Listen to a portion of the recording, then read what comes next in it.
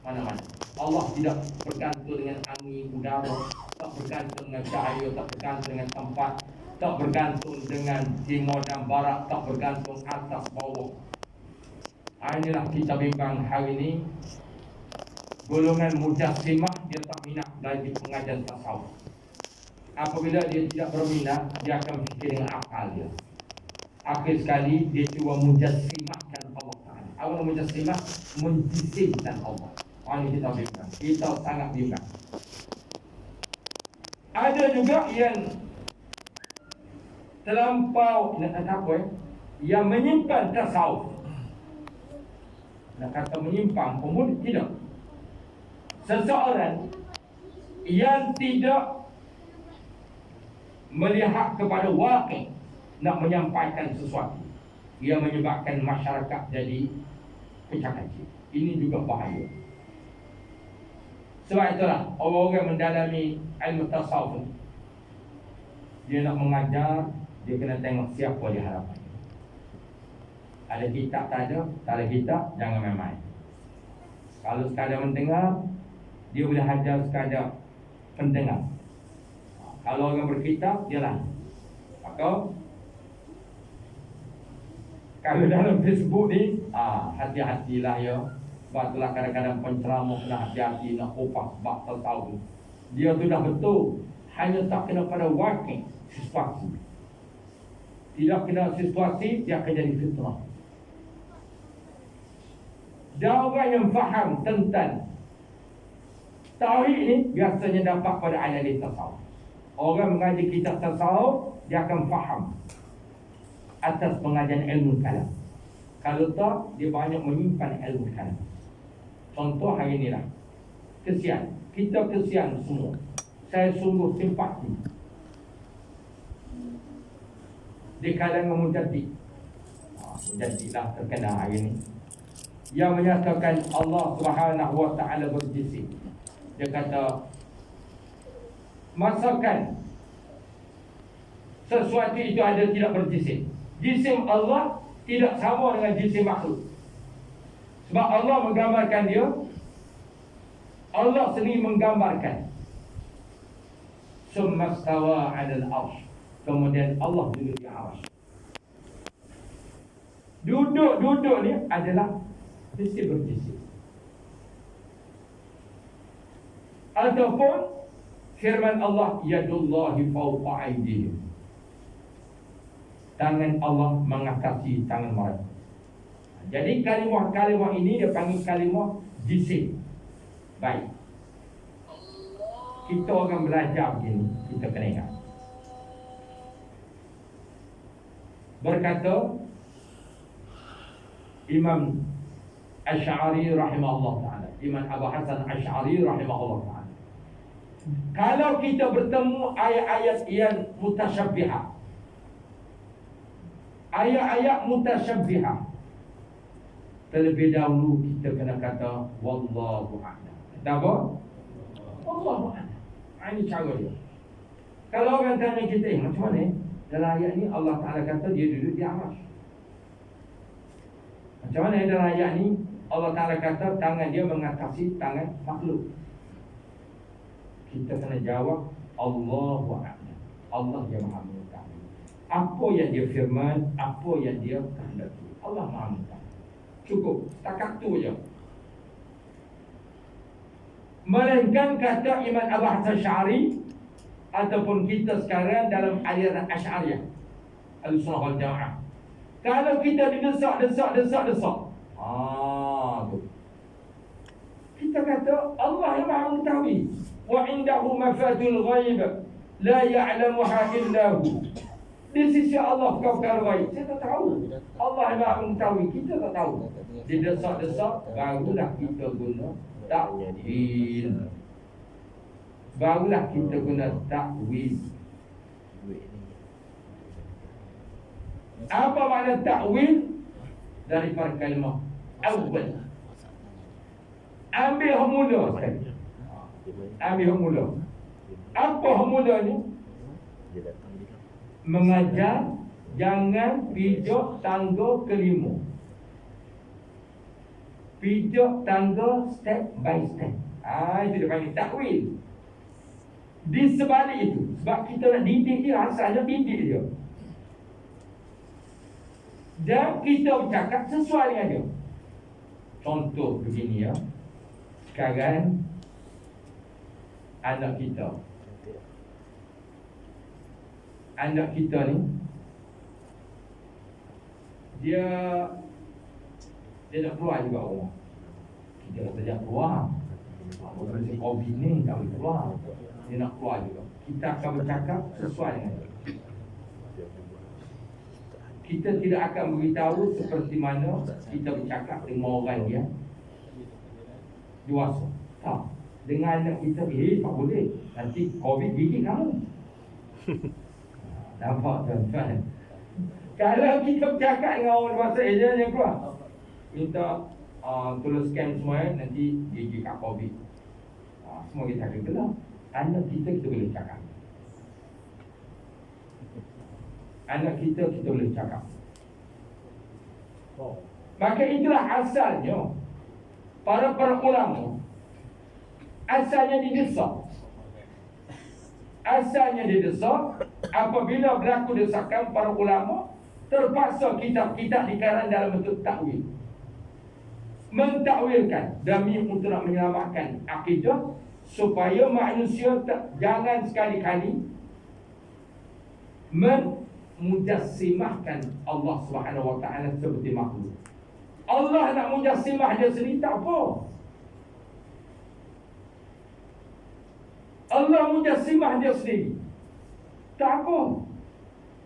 Seperti Allah berfirman, "Summa stawa 'alal 'arsy." Allah berada di arsy. Allah berfirman untuk dirinya sendiri. Kita tak boleh nak explain lebih daripada yang Allah beritahu. Tiba-tiba kita bercakap lebih daripada apa yang Allah beritahu. Satu ketika datang sahabat desak Nabi SAW, desak tentang hukum. Maka Rasulullah kata, jangan banyak bertanya, nanti Allah turunkan hukum tak terlaksana kamu. Begitu juga dalam soal ini, jangan terlebih-lebih, nanti parah akibatnya. Yang paling parah sekali orang-orang awam yang tidak benar-benar mendalami ilmu kalam, ilmu usuluddin, ilmu tauhid, ilmu aqaid, ilmu sifat. Dia tak mendalami betul-betul. Inilah yang buka Facebook, dia kata seronok. Kau tengok Musa berbalok. Bukan Musa berbalok, berikhtilaf ila rahmah, membawa kepada rahmat Allah. Bagi saya bagus kita nak dengar. Dan kedua belah pihak dia kena terbuka. Apa maksud terbuka? Nabi SAW buka. Kita ni kena jawab terbuka. Apa sifatnya? Rasulullah bersabda, "Yassiru wa la tu'assiru, basyiru wa la tunaffiru." Hidup ni, kata Nabi SAW, terbuka. Apa-apa kena buat. Kalau bahasa kita cincang-cincang kan. Kata apa lagi? Mudah, kena buat mudah. Jangan terlampau. Wa la tu'assiru, jangan terlampau strict sangat. Kalau bahasa kita kan, jangan jadi payah sangat. Macam ni lah tuan-tuan. Dulu saya duduk di Jabatan Agama kan. Orang klien dia datang buat pendaftaran nikah. Aku minta isi. Encik, ada isi je? Ada. Foto set je. Sebab kita dah bagi surat antara foto set isi. Dia kata tak bawa. Tuan-tuan tahu, kalau setengah dia orang straight, orang kata nanti pergi foto set. Nak foto set, tuan-tuan kan pergi Chowkee. Bayang kalau nak berjalan sampai ke Masjid India, duduk daripada bangunan saya, pejabat saya di depan Masjid Negara tu, dia kena pergi ke Masjid India, pergi foto set kat sana. Cari je foto set. Saya pun kata mesin. Ada kawan saya, dia kata, nanti kena pergi foto set. Saya kata tak boleh begini. Mari kita betul tahu. Kan tahu sudah ada selesai. Apa salahnya? Jadi ini maksud yassir, apa-apa kita kena buat. Agak tidak bertentangan dengan syarak dan tidak bertentangan dengan undang-undang. Apa salahnya? Begitulah hidup ni, dia kena permudah. Wala tu'assiru, jangan buat payung. Basyiru, kata Nabi, berurusan dengan gembira. Wala tunaffiru, jangan tunjuk-tunjuk. Tahu cengih? Cengih ke cengih? Cengih, berurusan, senyum. Berurusan, kata Nabi, tidak berurusan. Jadi, kalau dalam perdebatan, berdebat sama-sama ustaz, dia kena pegang konsep hadis ini. Subhanallah. Bahkan hadis ini adalah merupakan praktika dalam kehidupan kita. Baik. Maka di situlah ya, kalau kita tengok isu-isu sebegini, terlebih dahulu Allahu a'lam. Wallahu a'lam. Allah yang Maha Mengetahui. Itulah jawapan yang terbaik. Dan kata beliau lagi, tadi fana iaitu dengan kehidupan. Tak ada yang dihidup melainkan Allah, dan tiada yang mengetahui dengan sebenar-benar melainkan Allah. Termasuk dalam ayat-ayat mutasyabbihat. Baik dalam hadis Nabi sallallahu alaihi wasallam, Rasulullah bersabda, Allah Ta'ala turun sepertiga malam. Kalau dalam hadis kursi kata turun. Ditanya, wallahu alam, Allah yang Maha Mengetahui. Ini juga fana. Allah Maha Mengetahui. Allah Maha berkehendak apa yang dia beritahu. Tak payah nak fikirlah turun macam mana, kan?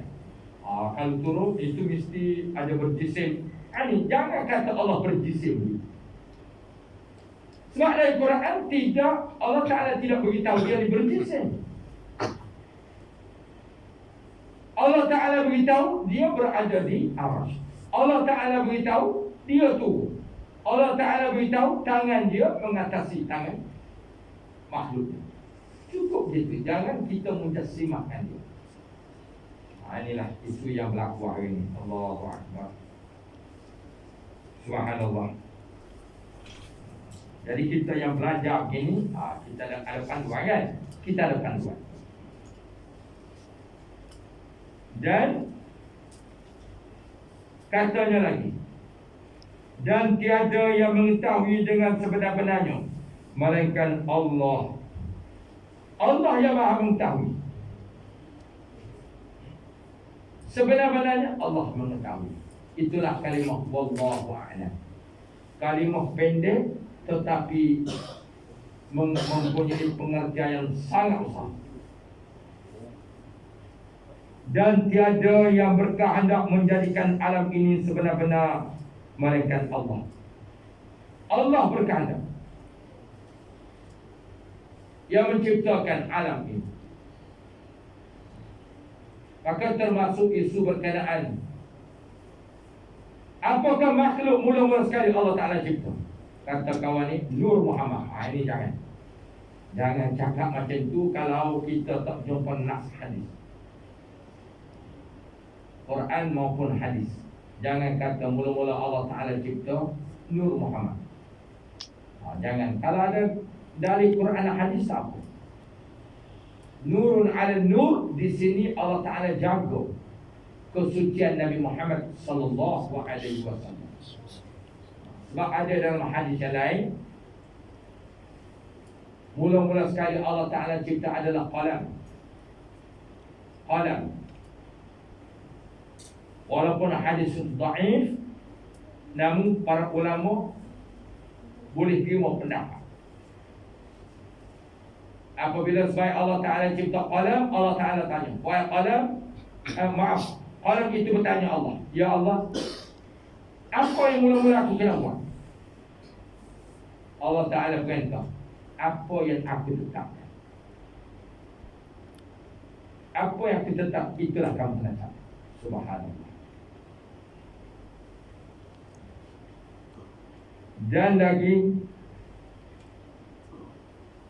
dan tiada yang melihat sebenar-benarnya melainkan Allah.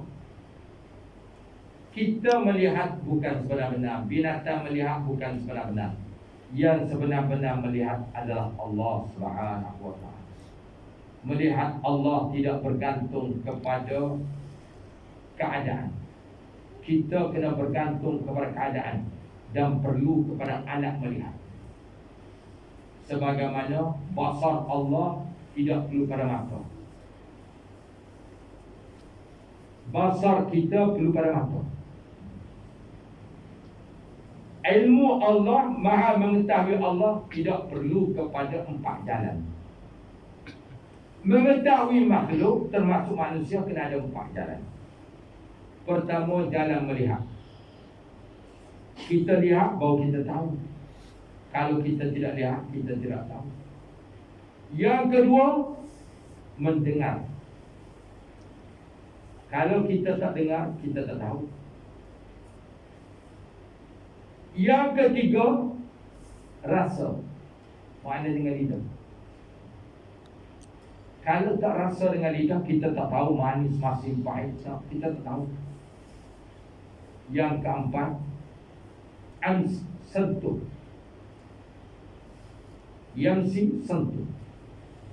Kalau tak sentuh, kita tak tahu meja ni keras ke lembut.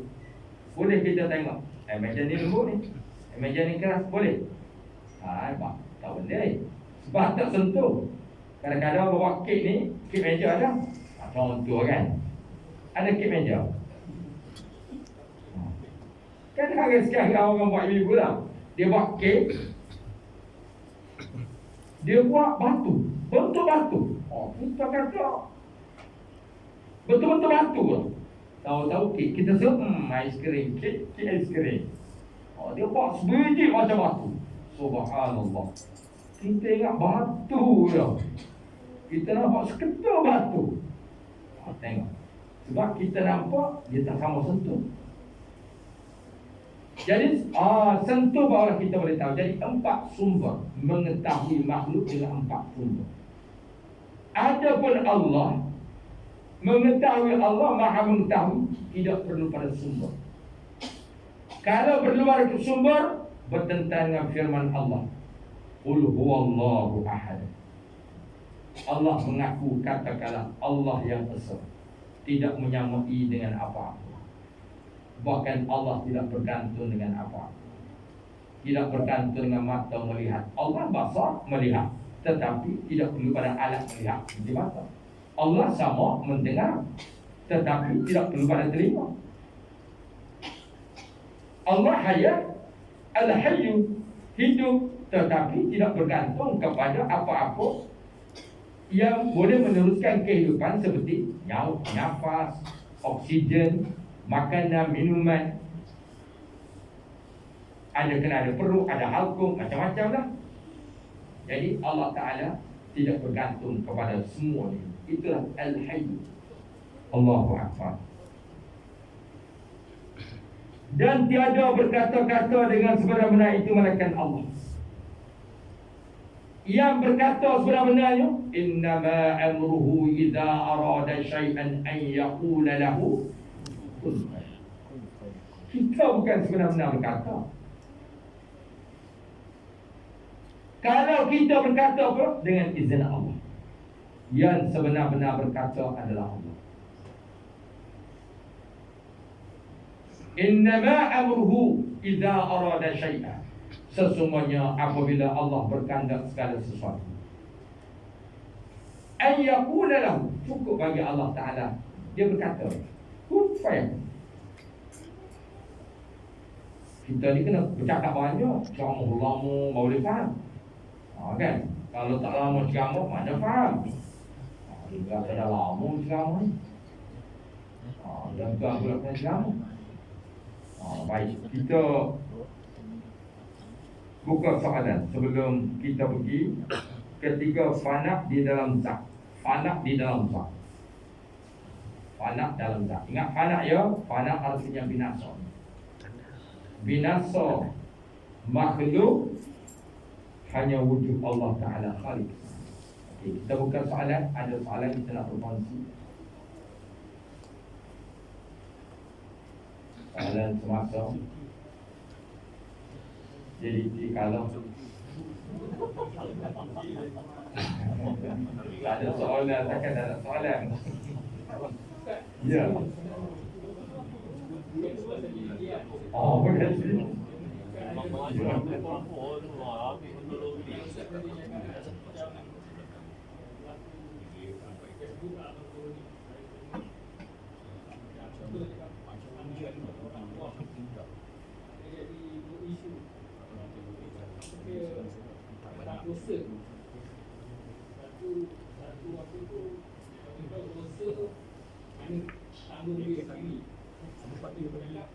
Dosa ialah macam contoh dosa seorang suami atau seorang lelaki akan menanggung dosa anak isteri.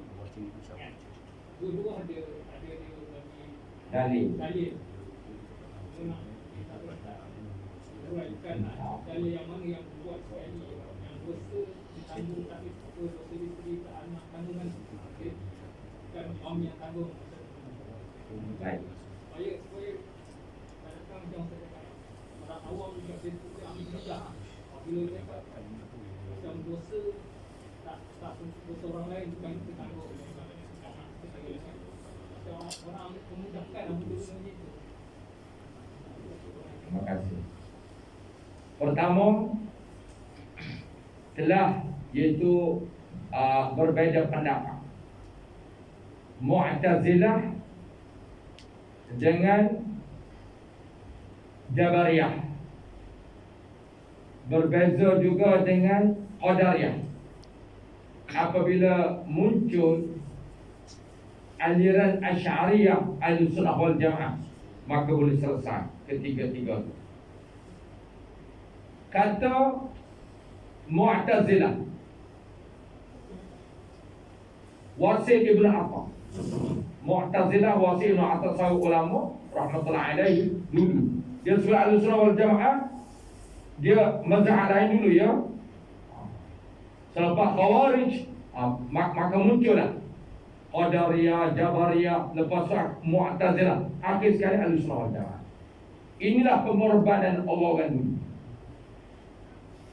demi untuk nak memperbetulkan akidah. Setelah berlaku pencerobohan, penjajahan oleh musuh-musuh Islam yang mencari titik perselisihan untuk dilaga-lagakan. Ini kena hati-hati. Musuh Islam dia akan cari apa perbezaan. Apa boleh masuk racun, masuk dalam perbezaan. Ini kita kena jaga-jaga. Baik. Kata Mu'tazilah. Mu'tazilah dia banyak pergi pada akal.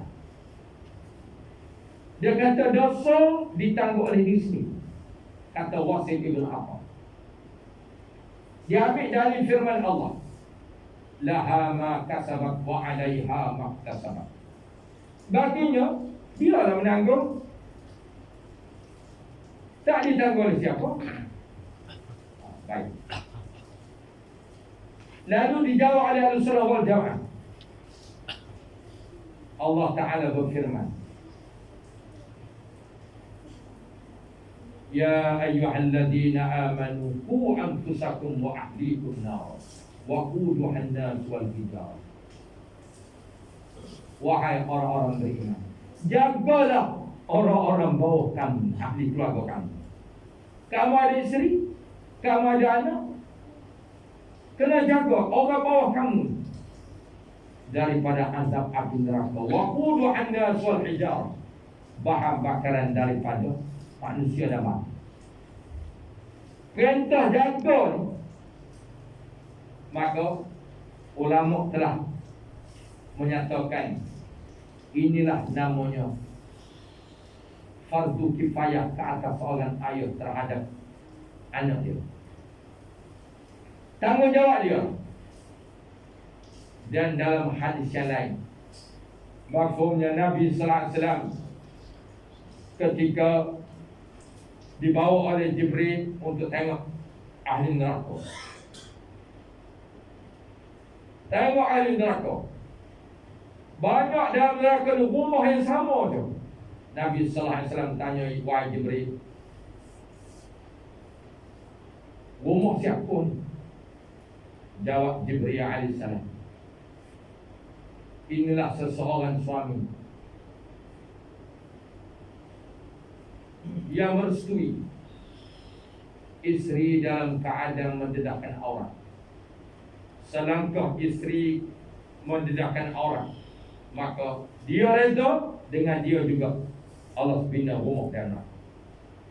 Allah bina rumah dan neraka. Ada banyak dia Allah bina. Selama mana isteri? Selama mana isteri yang masih lagi dalam ikatan nikah, masih dalam ikatan. Selama mana anak? Selama mana anak yang masih lagi dalam, iaitu tanggungjawabnya, iaitu yang belum balik lagi. Yang sudah balik, maka menanggunglah ke atas dirinya sendiri. Dan daripada hadis yang lain, Nabi sallallahu alaihi wasallam sabda, man ra'a minkum munkar falyughayyirhu bi yadihi. Barang sesiapa yang melihat sesuatu kemungkaran, maka cegah. Sekiranya dia tidak mampu, maka hendaklah, kalau dia mampu cegah dengan kuasa, tak mampu dengan lidah, tak mampu juga dengan hati. Wa dzalika adhafu iman. Itu selama mampu. Maka yang menyatakan dosa dan dosa, iaitu ketika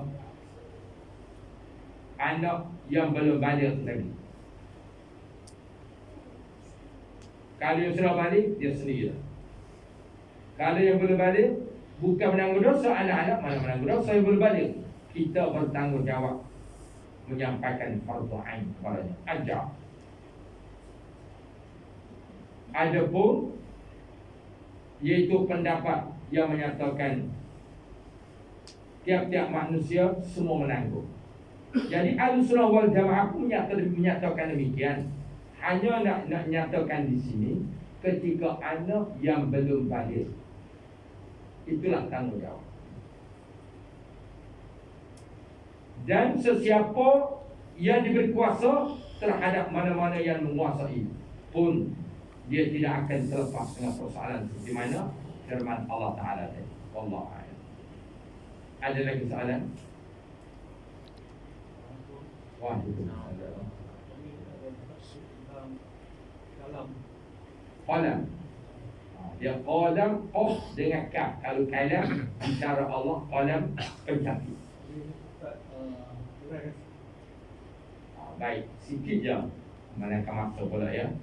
Jadi qalam ni pencatat. Kalau tanya macam mana pencatat, bolpen kan? Tak juga, wallahu a'lam. Hanya Rasulullah kata qalam. Qalam ni dia makhluk. Kerja dia pencatat. Mula-mula.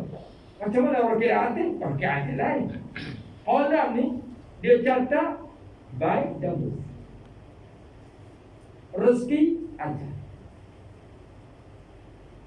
Itu tugas qalam. Dia catat dan tersimpan di Lauhul Mahfuz. Tersimpan di situ. Subhanallah. Allah. Ada lagi soalan? Baik, sekiranya tidak ada soalan, sekarang itulah sahaja. Tuan-tuan dan puan-puan yang dirahmati Allah sekalian, kita sama-samalah minta dengan Allah. Tuan-tuan berdoa kami sekarang di tengah pusara, kita nak bina sekolah menengah agama di Puan. Sebab penduduk di Sungai Buloh ni, dia kata lebih pada 3,000 lebih hanya penduduk sekitar Sungai Buloh, termasuk Taman Saranaman, agak lebih dah 3,000.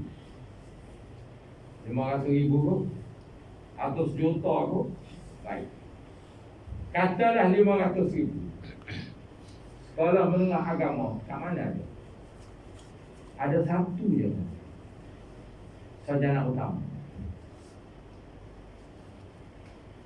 Mula-mula buka, saya boleh hantar lagi anak, tak apa lagi. Sekarang kalau anak mumtaz, dia nak tengok pula kategori mumtaz. Macam tu tuan-tuan. Permohonan 10,000, tak kurang 10,000. Dia nak pakai 2-300 orang. Saya tanya, kerajaan tak nak buat no? Kalau setakat ni semua kena pergi di Sabah Pernah, jauh-jauh, tak ada tengah bulu. Ada satu, itu pun SMA, CJ Menengah Agama ataupun SME, stam tanah. Ada projek tanah dia dikuat untuk projek 50 tahun akan datang. Kata saya tak ada. Tak akan datang. Itulah tuan-tuan. Jadi insya-Allah saya sekarang tengah usaha, kita beli sendiri dah tanah. Alhamdulillah. Allahu Akbar. Sekarang kami nak usaha cari duit untuk nak beli rumah. Hanya saya bukan minta duit tuan-tuan ya, kena bagi, ambil, minta tak. Dan kita doa je. Minta Allah Ta'ala permudah untuk 500 orang pelajar lelaki, 500 orang pelajar perempuan. Tempat lain-lain lah ya. Lebihkan 2 ekar lebih, lelaki 2 ekar lebih, perempuan 2 ekar lebih. Itulah tuan-tuan yang kita sama-sama fikir, sebab banyak ibu bapa nak hantar sekolah menengah agama. Allahu Akbar. Tak ada tempat pun, terpaksa hantar sekolah biasa siang. Jadi kami pun ambil pelajar sapi, nak ambil untuk SMU situ, kesian kan dia duduk sama. Dia biasa belajar ni kalau di tempat yang sama, jadi dia pun jadi boring, tak selesa belajar. Biasa kami sapi nak buat 3-4 tahun je, lepas tu dia kena pindah. Dia pindah. Di tempat ni kita akan sedia untuk SPM, SMA, Sinjil Agama dan STAM, Sijil Tinggi Pelajaran Agama. InsyaAllah tuan-tuan ya. Jadi marilah kita baca satu doa. Ya Rasulullah SAW ya. Kita baca semua ya. Allahumma la sahla illa ma ja'altahu sahla wa anta taj'alul hazna idza syi'ta sahla. Rabbi yassir wa la tu'assir wa tammin bil khair. Amin. Alhamdulillah. Itu ya tuan-tuan ya. Mudah-mudahan Allah Ta'ala permudah kita nak bina dengan baik dan semua plan kan. Alhamdulillah. Jadi kita tengok insya-Allah tuan-tuan. Di samping itu, terima kasih banyak-banyak tuan-tuan telah bantu di produk-produk madrasah. Walaupun sikit itu sebagai asbab je. Itu sebagai asbab je tuan-tuan ya. Yang penting saya dinasihatkan oleh tutup guru. Dia kata jangan pergi minta derma lah, masjid ke ataupun stesen minyak, pasar-pasar, tak payah lah dia kata. Buatlah, carilah jualan-jualan sebagai asbab. Adalah Allah Ta'ala bagi. InsyaAllah tuan-tuan. Sama juga kami beli tanah di dua ni tuan-tuan. Harga pun memang tak mampu nak fikir dengan akal, apatah lagi nak beli. Tetapi Allah punya kuasa. Jangan minta dengan makhluk, minta dengan Allah. Sebab Nabi SAW bersabda, jangan buka pintu meminta, saya Allah tutup pintu rezeki kamu. Jadilah pintu pembuka, suka memberi, saya Allah buka rezeki kamu. Jadi insyaAllah tuan-tuan ya, mudah-mudahan Allah permudah. Jadi di luar sana ada Firdaus, ada bawa produk-produk tuan-tuan nak beli kopi, kita ada buat kopi. Kopi kuning, kita ada buat hello, fokus sekarang kan. Kami offer sebenarnya kepada madrasah tahfiz. Tapi kadang-kadang sedih tuan-tuan. Saya beritahu pada madrasah tahfiz, anda tak mahu kau cari sumber-sumber pendapatan supaya kita tak bergantung minta derma. Boleh dikatakan madrasah tahfiz yang saya jumpa 80% tak berminat untuk nak cari keuangan seperti yang kami buat dengan perniagaan, produk-produk. Yang lain suka minta derma. Itu mentaliti hari ini. Macam mana kita nak ubah tadi? Waktu saya duduk Jabatan Agama dulu, datang madrasah minta surat kebenaran Bawa minta derma. Datang, minta surat kebenaran, minta derma. Jadi semua kebanyakan suka minta derma. Jadi insyaAllah saya pun hari ini cuba usaha dalam begini tuan-tuan. Kalau tuan-tuan jumpa mana-mana madrasah, beritahu. Saya buat produk kesihatan untuk dia orang tak perlu keluar modal. Tanpa begitu sekali. Saya jumpa sesengah madrasah, saya kata, madrasah awak tak payah keluar modal. Saya keluar, tapi kena bersungguh-sungguh jual produk. Awak boleh untung. Dia kata, kami tak pandang niaga.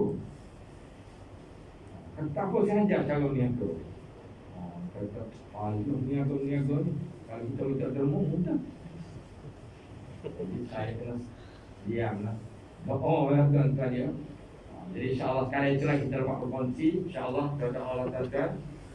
Kalau kita jumpa mana-mana madrasah, dia minat untuk cari wang yang mulai perniagaan, insyaAllah boleh jumpa saya, kita sama-sama usaha. Kadang-kadang itulah saja.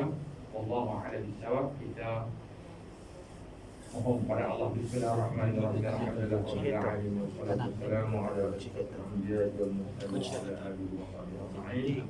Allahumma ij'al jam'ana hadha jam'an marhuma wa taqabbal min ba'dihi taqabbal ma'sura. اللهم اهدنا بما هدينا اللهم اجعل اولادنا وذريتنا من العلماء المتقين اللهم فقهنا في الدين وعلمنا التعويل اللهم اغننا بالعلم وزينا بالعلم واكرمنا بالتقوى وجملنا بالعافيه والسلامه اللهم لا سهل الا ما جعلته سهلا وانت تجعل الحزن اذا شئت سهلا رب يسر ولا تعسر وتمن بالخير ولا حول ولا قوة إلا بالله العلي العظيم وصلى الله على سيدنا محمد وعلى آله وصحبه أجمعين والحمد لله رب العالمين سبحانك اللهم وبحمدك أشهد أن لا إله إلا أنت أستغفرك وأتوب إليك وبالله التوفيق والهداية السلام عليكم ورحمة الله وبركاته